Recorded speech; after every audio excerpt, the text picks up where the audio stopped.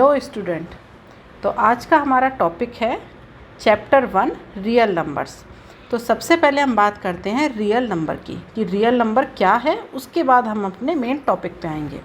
तो देखिए, जब हम बात करते हैं रियल नंबर की तो उस टाइम पे आपके दिमाग में जो भी नंबर आए वो सारे हमारे रियल नंबर होते हैं। कोई भी नंबर आप कह दीजिए कि मेरे दिमाग में आया भाई नंबर 5, नंबर -1, 3.5, -5.7, पाई, √2, √5, कोई भी नंबर जो आपके दिमाग में आ रहा है, ज़ीरो, वो सारे हमारे क्या हैं, रियल नंबर।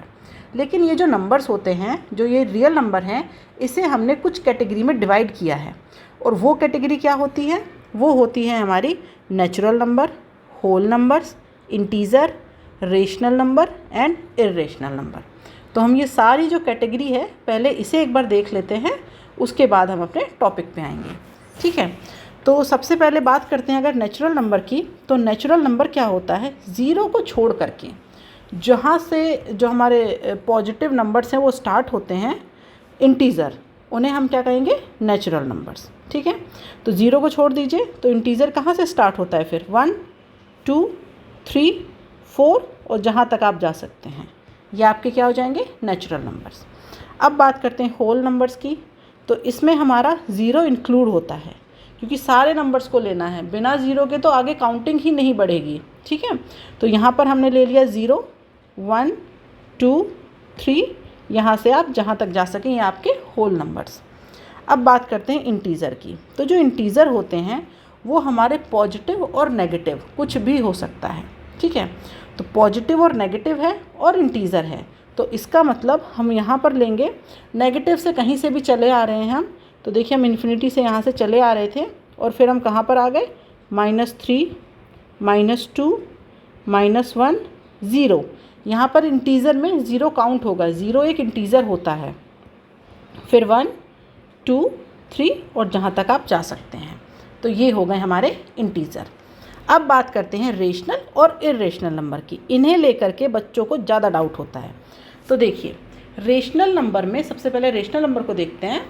इसमें क्या होता है? रेशनल नंबर में कोई भी ऐसा नंबर जिसे आप ये कह सकें कि इस पॉइंट पर आकर के हमें इसकी वैल्यू ये मिलेगी, आप श्योर हो सकें कि इसकी वैल्यू ये है, वो कहलाता है आपका रेशनल नंबर। जैसे मैं लिख दूँ यहाँ पर 15/2, आपको पता है इसकी वैल्यू है 7.5। ठीक है, फिर मैंने लिख दिया 0.0121212, ये चला जा रहा है 1212, कहाँ तक जा रहा है नहीं पता हमें, लेकिन आप इसे क्या लिख सकते हैं? 0.012 का बार, 1 और 2 के ऊपर बार है, क्योंकि जो 1212 है ना, ये रिपीट हो रहा है। मतलब आप श्योर हैं कि 1 के बाद 2 आएगा, 2 के बाद 1 आएगा, इस तरीके से ये वैल्यू चलती जाएगी। तो ये हमारा क्या है? Rational number. ये नेगेटिव भी हो सकता था, आप यहाँ माइनस लगा दीजिए। ठीक है, पॉजिटिव नेगेटिव कुछ भी हो सकता है, लेकिन हमें उसकी वैल्यू पता होनी चाहिए कि एट लास्ट ये कहाँ पर जाके रुकेगा। लेकिन अब मैं आपसे कहूँ कि मुझे बताइए 22/7 पाई की वैल्यू क्या? ठीक है, पाई की वैल्यू आप 2-3 मतलब दशमलव के बाद, पॉइंट के बाद 2-3 जगह तक ले लेते हैं, लेकिन क्या वो वहाँ जा कर के रुकती है? पाई की जो वैल्यू है वो कंटिन्यू चलती ही रहती है, वो कहीं पर जाकर रुकती नहीं है। ऐसे ही जब आप √3 की वैल्यू निकालेंगे, वो कहीं पर जाकर के रुकेगी नहीं, वो कंटिन्यूसली चलती ही रहती है। तो ये क्या कहलाते हैं? हमारे इर्रेशनल नंबर। ठीक है, आपको डाउट क्लियर हुआ होगा। एक बार फिर से देख लीजिए, नेचुरल नंबर क्या? ज़ीरो को छोड़ के जो भी पॉजिटिव इंटीजर्स होते हैं वो हमारे क्या कहलाते हैं? Natural numbers. होल नंबर्स में क्या करना है? ज़ीरो को इंक्लूड कर लेना है। इंटीज़र क्या है? पूरी प्रॉपर वैल्यू होती है इंटीज़र की, नेगेटिव भी हो सकते हैं, पॉजिटिव भी हो सकते हैं, ज़ीरो इंक्लूड रहता है। रेशनल, जिसके बारे में हम कह सकते हैं कि इसकी वैल्यू ये फिक्स है, ये यहाँ जा कर के रुकेगा, जो टर्मिनेट हो रहा है, और टर्मिनेट नहीं भी हो रहा है तो फिक्स है उसकी वैल्यू। जैसे देखिए, ये टर्मिनेट नहीं हो रहा था, 1 2 1 2 1 2 बढ़ता जा रहा था, लेकिन 1 के बाद 2 है, ये श्योर है हम, तो ये क्या हो जाएगा? रेशनल। इर्रेशनल में क्या है? जो वैल्यू है वो टर्मिनेट नहीं होती है, बढ़ती रहती है, और जिस हिसाब से वो बढ़ती है वो कभी रिपीट नहीं होती है, नॉन रिपीटिंग होती है, तो हम कह नहीं सकते कि इसके बाद क्या आएगा, तो वो होते हैं हमारे इर्रेशनल नंबर। अब हम आते हैं अपने टॉपिक के ऊपर। तो जो टॉपिक है हमारा वो है इंक्लूड डिवीज़न लेमा। ठीक है, तो अगर हम इंक्लूड डिवीज़न लेमा की बात करें तो यहाँ पर जो स्टेटमेंट है वो आपको नोट्स में मिल जाएंगे, मैं सिर्फ यहाँ पर आपको एक्सप्लेन करने वाली हूँ। तो इंक्लूड डिवीज़न लेमा की हम बात करें तो यहाँ पर ये थ्योरम हमें ये कहती है कि जब हमारे पास कोई एक नंबर है, वो नंबर मैंने ले लिया b, इसे हम किसी नंबर a से डिवाइड करते हैं, तो जब हम इसे डिवाइड करते हैं तो यहाँ पर हमारे पास एक रिमाइंडर आता है r, और ये जो रिमाइंडर आता है r ये ऐसा होगा कि इसकी वैल्यू किसी भी केस में a से बड़ी नहीं होगी। That means r is always smaller than a। ये पूरी थ्योरम है। इसे आसान शब्दों में इस तरीके से समझेंगे कि देखिए, जैसे मैंने एक नंबर लिया 25, इसे डिवाइड किया मैंने 4 से। ठीक है, तो इसे डिवाइड कर लीजिए आप यहाँ पर 4, ये हो गया आपका 25। तो जब आप इसे डिवाइड करेंगे तो यहाँ पर ये गया 6 टाइम, ये 24, और ये एक रिमाइंडर क्या बच गया आपका 1। तो ये जो रिमाइंडर है आपका ये क्या है, ये आपका 4 से स्मॉल है। ठीक है, यहाँ पर जो जिससे आप डिवाइड करते हैं वो कहलाता है आपका डिवीज़र। तो मैं इसे मार्क करके लिख देती हूँ, ये जो आपका 4 है ये है आपका डिवीज़र। ठीक है, और जिस नंबर को आप डिवाइड करते हैं वो कहलाता है आपका डिविडेंड।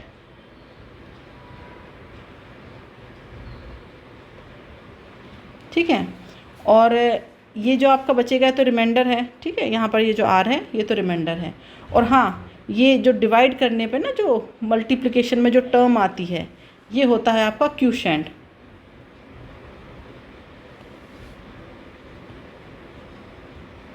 ठीक है, तो यहाँ पर थ्योरम ने हमें क्या कहा कि जब भी हम किसी डिवीज़र से डिविडेंड को डिवाइड करते हैं तो हमारे पास एक रिमाइंडर आता है r, और ये जो रिमाइंडर r है वो किसी भी केस में डिवीज़र से बड़ा नहीं होगा, हमेशा डिवीज़र से छोटा होगा। लेकिन अब ये डिवीज़र से कितना छोटा होगा वो हम देख लेते हैं। तो देखिए, ऐसा भी तो हो सकता था कि रिमाइंडर ना आए। अगर आप, मैं कह देती 4 से डिवाइड करिए आप 24 को, तो क्या होता है इस केस में, जब आप इसे डिवाइड करते तो यहाँ पर ये 6 टाइम तो जाता, लेकिन रिमाइंडर आपका क्या बचता 0। ठीक है, सॉरी ये 0 और ये r, रिमाइंडर आपका क्या होता 0। लेकिन अगर मैंने आपको यहाँ पर दे दिया 25 तो उस केस में आपका रिमाइंडर क्या बचा 1। अब मैं आपको दे देती यहाँ पर 26 तो रिमाइंडर आपका क्या बचता 2। फिर मैं आपको देती 27 तो रिमाइंडर क्या बचता आपका 3। फिर मैं यहाँ पर लिख देती 28 तो रिमाइंडर आपका क्या बचता 0। इसका मतलब ये जो आपका रिमाइंडर r है इसकी वैल्यू 0 से लगा करके a से छोटी कुछ भी हो सकती है। अब a से छोटी क्यों है, तो यहाँ पे देखिए जो रिमाइंडर है आपका वो क्या आ रहा था 1 2 3, और जो आपका a था वो क्या था 4। तो रिमाइंडर की वैल्यू 0 से लगा करके a से छोटी कोई भी वैल्यू हो सकती है। ये कहा गया है आपका इंक्लूड डिवीज़न लेमा में। होप आपको ये थ्योरम समझ आई होगी। हमारे पास एक, फिर से देखिए इसे, हमारे पास क्या है, एक डिविडेंड है और ये हमारा डिवीज़र है। जब हम इन्हें डिवाइड करेंगे तो हमारे पास एक रिमाइंडर आएगा r। ये जो रिमाइंडर r आएगा वो इस तरीके से आएगा कि इसकी वैल्यू हमेशा जो आपका डिवीज़र है उससे छोटी ही होगी, 0 से लगा करके उस तक कोई भी वैल्यू होगी। तो ये थ्योरम आपकी कंप्लीट हुई। अब यही इंक्लूड डिवीज़न की एक दूसरी थ्योरम है जिसे हम डिविजिबिलिटी थ्योरम कहते हैं। उसमें क्या है, उसमें वो ये पूछता है आपसे कि जैसे आपके पास ये जो डिविडेंड है, मैंने यहाँ पर ये जो डिविडेंड आपको बताया था ये, ठीक है, तो ये जो डिविडेंड है अगर हमें वापस से डिवीज़र, क्वोशिएंट और रिमाइंडर, ठीक है, इन तीनों की हेल्प से अगर हमें वापस से डिविडेंड चाहिए तो हम उसे कैसे बनाएंगे, ये आपकी नेक्स्ट थ्योरम है। मतलब यहाँ पर आप देखिए कि जैसे हमारे पास, मैंने आपसे कहा कि आपको डिवाइड करना है 25 को 4 से, तो आपने यहाँ पर इसे डिवाइड कर दिया। कैसे डिवाइड किया? 4, 25, ये आपका 6 टाइम गया था, 24, 1। अब मैं आपसे ये कह रही हूँ कि मुझे 25 चाहिए इन टर्म्स ऑफ 4, 6 एंड 1। इन तीनों का यूज़ करके यहाँ पर ये आपका क्या है? डिवीज़र, ठीक है। ये आपका क्या है? डिविडेंड। ये मैं शॉर्ट में ऐसे लिखा करूँगी, डिवीज़र DR और डिविडेंड DT, और ये आपका क्या है? Remainder R। तो इनके टर्म में आप इसे दोबारा से कैसे बनाएं? सॉरी, ये 6 जो है वो क्यूशेंट है। 1 मिनट, 6 जो है वो आपका क्या है? क्यूशेंट। हाँ, 6 हो गया क्यूशेंट। तो आप इन्हें इस टर्म में कैसे बनाएंगे? तो देखिए, इसे बनाने के लिए हम क्या करेंगे? 25 को बनाने के लिए सबसे पहले हम किसे लिखेंगे? डिवीज़र को लिखेंगे, DR। उसके बाद हम इसमें किसका मल्टीप्लिकेशन करेंगे? हम इसमें मल्टीप्लिकेशन करेंगे क्यूशेंट का। फिर हम इसमें क्या जोड़ देंगे? हम इसमें ऐड करेंगे रिमाइंडर को। तो अगर हमें हमारा डिविडेंड चाहिए तो उसके लिए हमें क्या करना होगा? Divisor multiply by quotient, addition by remainder, तो हमें हमारा डिविडेंड मिल जाएगा। अब हम इनके टर्म्स में देख लेते हैं। जैसे ये A/B/Q/R जो लिखते हैं, तो यहाँ पर मैंने आपको क्या बताया था? B/A। हो सकता है किसी किसी बुक में आपको A/B मिले, वो टर्म्स बुक कुछ भी फॉलो कर सकती है, लेकिन प्रोसीजर यही होगा। तो जब हमने B/A किया था तो वहाँ से हमारा जो रिमाइंडर था वो था R, और क्यूशेंट क्या था हमारा? Q। तो अब हमें इक्वेशन बनानी है। तो इक्वेशन हमारी क्या बनेगी? B = क्या हो जाएगा? AQ + R। ये आपकी सेकेंड थ्योरम में कहा गया है कि जब हम किसी डिविडेंड को डिवीज़र से डिवाइड करते हैं तब हमारे पास एक क्यूशेंट आता है। वो क्यूशेंट होता है हमारा Q, और रिमाइंडर होता है हमारा R, और इनकी हेल्प से हम वापस डिविडेंड को बना सकते हैं जिसकी वैल्यू होती है B = AQ + R। तो ये भी आपकी इंक्लूड डिवीज़र लेमा वाली ही थ्योरम है, लेकिन इसे डिविजिबिलिटी थ्योरम कहते हैं, ठीक है। अब हम बात करते हैं कुछ रूल्स की जो डिविजिबिलिटी थ्योरम्स पे अप्लाई होते हैं, ठीक है। तो यहाँ पर हम देख लेंगे रूल्स। अब ये रूल्स जो होते हैं एक एक करके हम यहाँ पे समझेंगे, ठीक है। तो जो फर्स्ट रूल है हमारा वो ये है, देखो, जब आप डिवाइड कर रहे हैं, माना कि आप B को डिवाइड कर रहे हैं A से, तो B A से डिवाइड हो रहा है, माना कि कम्प्लीटली डिवाइड हो रहा है B A से, रिमाइंडर जो है आपका 0 आ रहा है।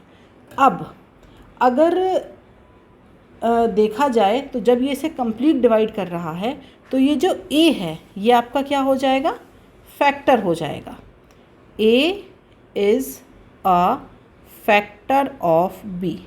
अब आप कहेंगे फैक्टर कैसे हो गया? तो यहाँ देखिए, जैसे मैंने लिया 5, 25, B की वैल्यू 25 हो गई, A की वैल्यू 5 हो गई। 25 को डिवाइड कर रहे हैं हम 5 से, तो यहाँ पर हमारा एक मिनट कुछ वैल्यू बदल लेती हूँ, नहीं तो आप 5 में कन्फ्यूज़ हुए रहेंगे। इसे मैं, क्योंकि यहाँ पर फिर क्यूशेंट भी 5 आएगा, तो यहाँ पर मैं इसे 20 कर लेती हूँ। तो यहाँ पर क्यूशेंट आ गया हमारा 4 और रिमाइंडर क्या आ गया हमारा? 0, ठीक है।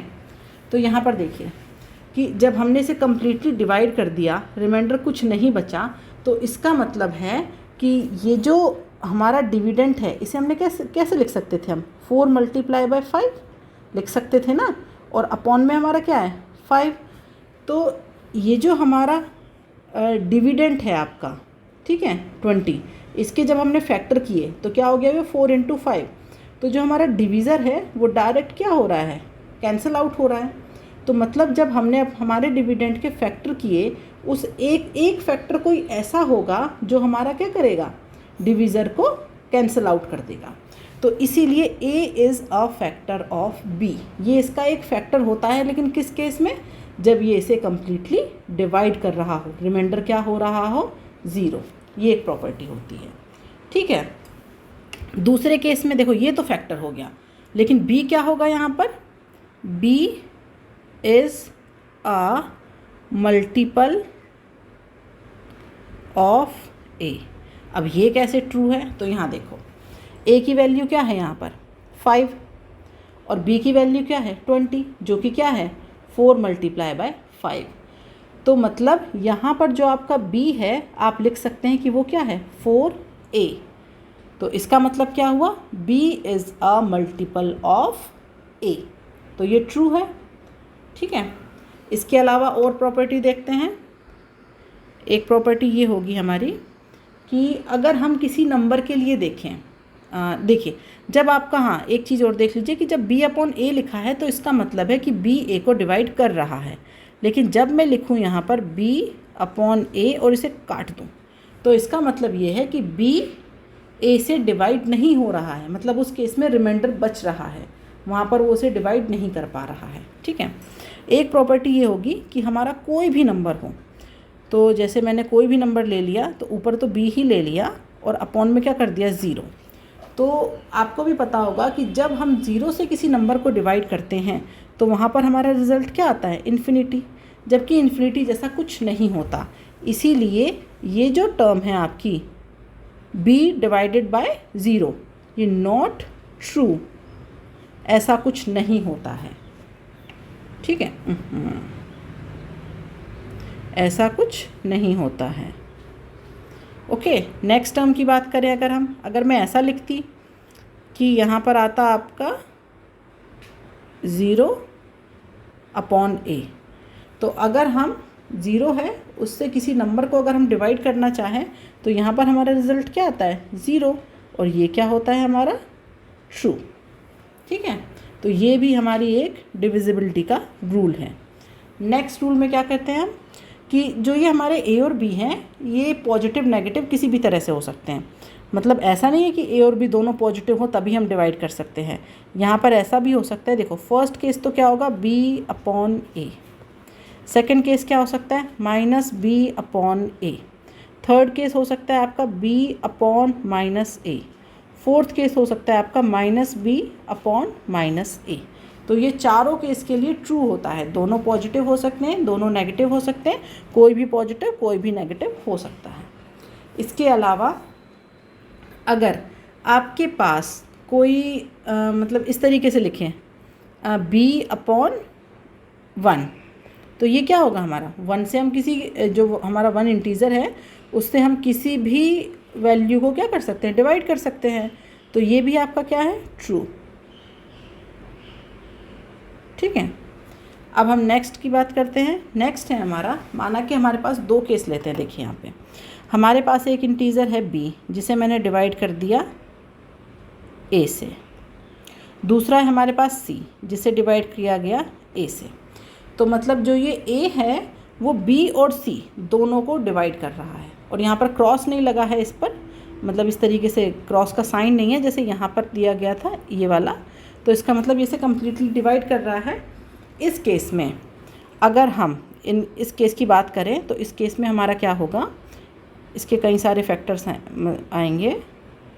पहला केस तो ये होगा कि अगर हम b प्लस c को ऐड कर दें तो a उसे भी डिवाइड करेगा। कैसे करेगा यहाँ देख लेते हैं। माना कि एक नंबर मैंने ले लिया 15 और एक नंबर ले लिया मैंने 30, ये हो गया आपका b, ये हो गया c, और a की वैल्यू ले ली मैंने 5। ठीक है, अब देखिए 15/5 30/5 ये होता है, ये आप जानते हैं। अब इन्हें ऐड कर दीजिए, ऐड कर देंगे तो क्या आ जाएगा आपका 45।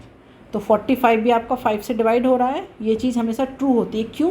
क्योंकि जब ये इसे भी डिवाइड कर रहा है a, इसे भी डिवाइड कर रहा है, तो भले ही इन्हें ऐड कर दो आप, ये क्या करेगा इन्हें डिवाइड करेगा। दूसरा, ये जो a है ये आपका किसे डिवाइड करेगा, इनके मल्टीप्लिकेशन को भी। क्यों मल्टीप्लिकेशन को डिवाइड करेगा, यहाँ देखिए 15 30 डिवाइडेड बाय 5। भाई जब ये इसे भी डिवाइड करता है इसे भी डिवाइड करता है, दोनों को भले ही आप साथ में लिख दें मल्टीप्लाई करके, वो उस केस में उसे भी डिवाइड करेगा। तीसरा, अगर b और c में हम किसी चीज़ का मल्टीप्लिकेशन करते हैं, ये जो b और c है किसी भी टर्म का, माना कि मैंने x का कर दिया, जैसे अगर मैं ऐसे लिखूँ bx अपॉन a, तो भाई a तो b को डिवाइड कर रहा था, अब आप b में करते रहिए किसी भी फैक्टर का मल्टीप्लिकेशन, उसे उससे फ़र्क नहीं पड़ेगा, तो वो क्या करेगा उसे भी डिवाइड कर देगा। ऐसे ही c को डिवाइड करेगा। ठीक है, नेक्स्ट आते हैं अब हमारे पास अगर कोई नंबर दिया गया है इस तरीके से, कि जैसे कोई टर्म है ए बी सी, 3 वेक्टर्स है ना हमारे पास, मतलब 3 टर्म लिए हमने ए बी सी, ठीक है। तो अगर हमने यहाँ कह दिया कि जो सी बी है इसे, ठीक है, ये हमारा डिवाइड हो रहा है ए सी से, तो उस केस में क्या हुआ, दोनों में सी कॉमन है, इन्हें कैंसिल कर दीजिए, तो ये क्या आ जाएगा आपका बी अपॉन ए। उस केस में ये टर्म ट्रू होगी। वो तो आपको भी पता है, जैसे आप इस तरीके से लिखेंगे ना, जैसे माना कि एक टर्म ले लिया आपने 2, सी की वैल्यू 2 ले ली, बी की वैल्यू 3 ले ली, यहाँ पर आपने लिख दिया बी की वैल्यू ले ली 5 और सी की वैल्यू क्या थी आपकी 2, तो 2 से 2 कैंसिल हो गया, तो यहाँ पर क्या आ जाएगा 5/3, ठीक है। तो यहाँ पर मतलब बी अपॉन ए लिख देंगे, सी को आप कैंसिल आउट कर सकते हैं, ये चीज़ आपको पता होगी, ठीक है। अब हम बात करते हैं नेक्स्ट टॉपिक की, और वो टॉपिक है हमारा इंक्लूड डिवीज़न लेमा थ्योरम ही है। इसमें आपको क्या प्रूफ करना है, इसमें आपको यूनिकनेस प्रूफ करनी है, ठीक है। यहाँ पर आपको